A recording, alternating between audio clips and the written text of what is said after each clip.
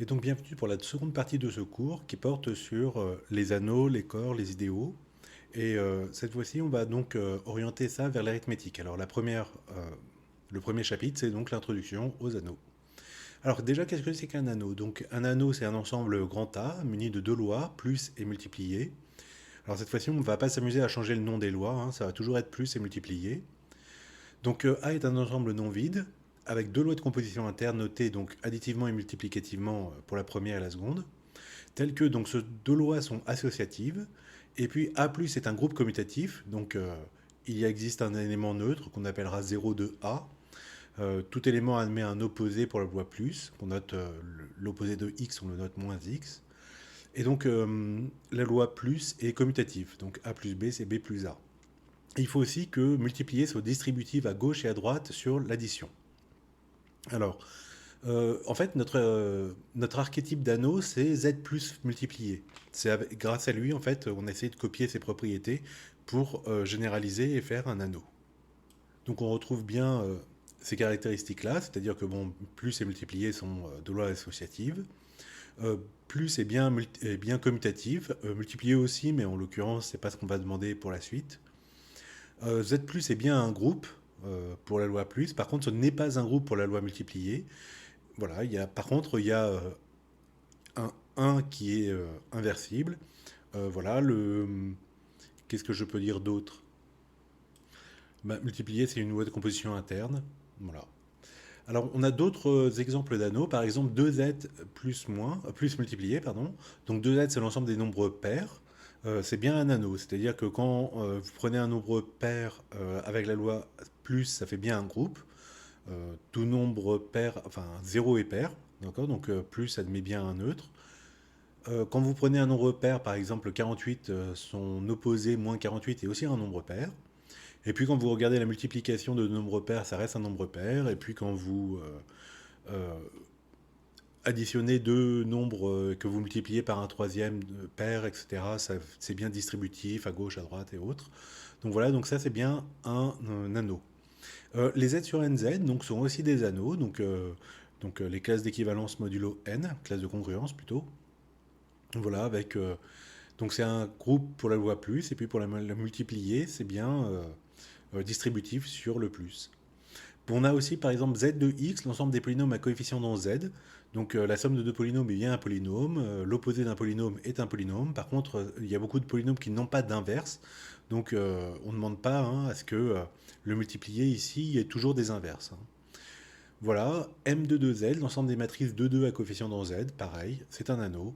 Et puis enfin, l'ensemble des fonctions, là j'ai pris les fonctions continues de R dans R, avec la somme et la multiplication, c'est pareil, c'est un anneau. Donc regardons rapidement pourquoi. Quand je prends, donc avec la loi plus, il y a bien un élément neutre, le 0, la fonction nulle.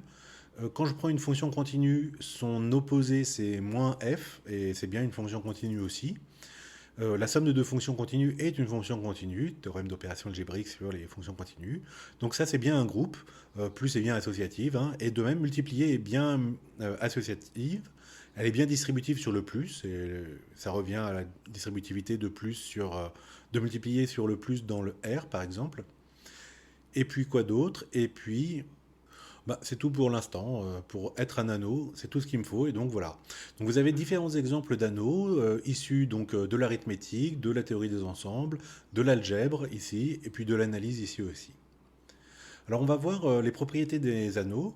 Donc il y a deux propriétés importantes. L'anneau est dit commutatif si la loi multipliée l'est. De toute façon, la loi plus, elle est toujours, mais pas multipliée forcément. Et puis l'anneau est dit unitaire s'il admet un élément neutre pour la loi multipliée, et donc c'est noté 1A. Alors là, il faut vous dire de faire attention à plein de choses. Euh, En France, souvent, on distingue pas anneau et anneau unitaire. Donc, parfois, on me dit qu'un anneau doit avoir un élément neutre pour la loi 1A. Donc, voilà. Par exemple, celui-ci, 2Z, n'est pas un anneau unitaire, puisqu'il n'a pas d'unité. Euh, le seul élément qui vérifierait, bon, ce serait 1, quoi. 1 fois x est égal à x fois 1 est égal à x, hein, et donc 1 n'est pas un nombre pair. Voilà. Et puis, il faut faire attention, il ne faut pas confondre la notion d'unitaire et d'unité qu'on verra plus tard. Donc là, il y a pas mal de glissements possibles au niveau juste du vocabulaire.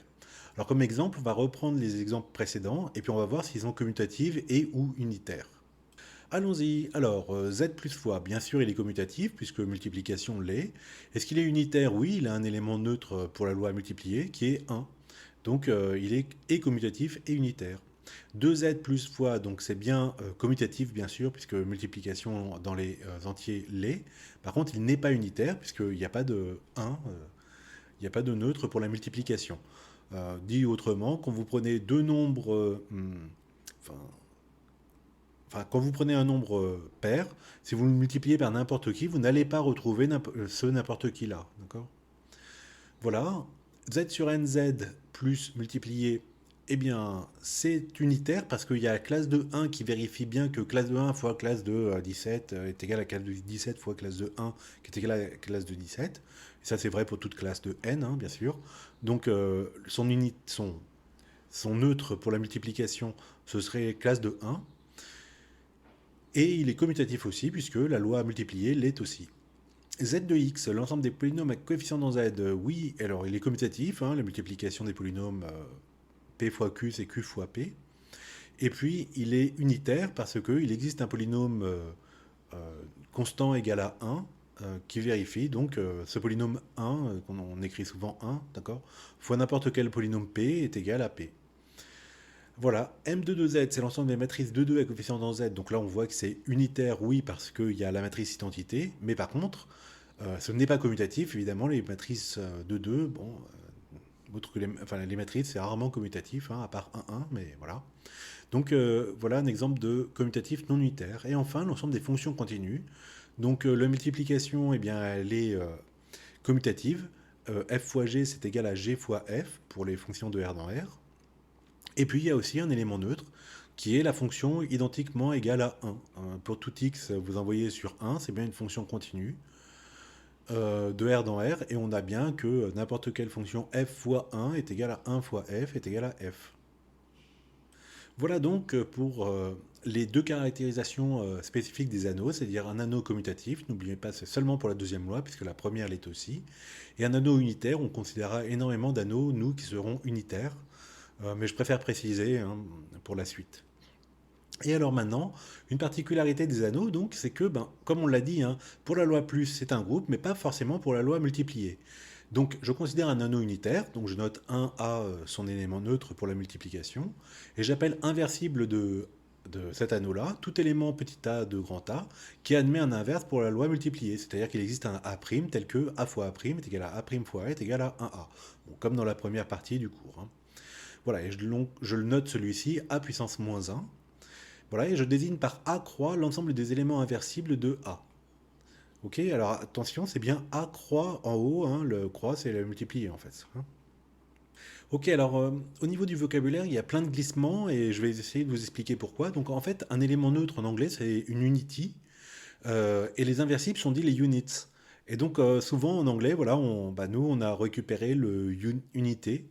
Voilà, donc on note U de A l'ensemble des éléments inversibles ou des unités de A. Mais en français, donc, on parle assez souvent d'unité d'un anneau en faisant référence aux éléments inversibles et non pas à l'élément neutre. Donc faites attention à ça. Il va aussi m'arriver moi-même de dire les unités ou l'unité, hein, et de temps en temps je désignerai le 1A quand c'est l'unité, et puis de temps en temps je considérerai un inversible, mais qui n'est pas forcément 1, d'accord? Alors, quelques exemples. Allons-y, essayons de faire les éléments inversibles des anneaux suivants. Alors, Z plus multiplié, Q plus multiplié, R plus multiplié. Donc là, on reste dans l'ensemble des nombres. Ensuite, on va prendre un petit peu de recul avec l'ensemble des polynômes. Donc là, c'est la coefficient dans Z et là, la coefficient dans R. Et puis enfin, Z sur 5Z et Z sur 6Z. Donc voilà, quels sont les éléments inversibles de ceci? Alors je vais vous laisser réfléchir, et puis on va corriger ça dans la vidéo démonstration. Enfin, les règles de calcul dans un anneau. Alors, donc on sait que A+, c'est un groupe commutatif, donc pour tout x de A, l'opposé de x est noté moins x, bien sûr. Et puis le neutre pour l'addition, c'est noté 0 de A, ou plus simplement 0. Alors, quelles sont les règles? Donc, si jamais j'ai ABC trois éléments de l'anneau, on n'a que 0 fois ouais, A fois 0 ou 0 fois A, c'est 0. C'est-à-dire ça, c'est la propriété 0 est dit absorbant. C'est-à-dire que quand je multiplie par 0, ça me donne toujours 0. Après, A fois l'inverse de B, A fois moins B, est égal à l'inverse de, enfin l'opposé, pardon, de A fois B, qui est égal à l'opposé de AB. Bon, vous le lisez ici. L'opposé de A fois l'opposé de B, c'est égal à A fois B. Alors là, j'ai pas mis le fois, hein, il est implicite. Et puis, bon, par exemple, une formule comme ça, c'est-à-dire que A fois B plus moins C est égal à A fois B plus moins A fois C, par exemple. Bon. Et enfin, si l'anneau est unitaire, en notant 1A son élément neutre, donc pour multiplier, on a donc que moins 1A, donc ça c'est l'opposé de l'élément neutre de la multiplication, fois n'importe quel élément A, ça vaut moins A, donc son opposé, l'opposé de A de lui. Et puis pareil, moins 1A fois moins 1A, ça donne 1A. Donc pareil, essayez de démontrer ces choses-là en revenant vraiment aux définitions, parce que là c'est ce qu'on veut utiliser. Donc ces règles de la multiplication, hein, bien sûr, après on va les utiliser facilement. Mais voilà, il faut quand même en passer par la définition pour vérifier que ce soit exact, qu'on puisse bien les utiliser. Et enfin, le dernier, je crois, eh bien, dans un anneau, s'il est unitaire, l'élément neutre est unique et pour tout élément inversible, son inverse aussi est unique. Alors j'ai dit depuis tout à l'heure l'unité ou l'élément neutre. À chaque fois, l'élément neutre, ça voulait dire unique. Voilà, c'est à ce niveau-là qu'il faut le démontrer. Voilà donc pour cette partie cours.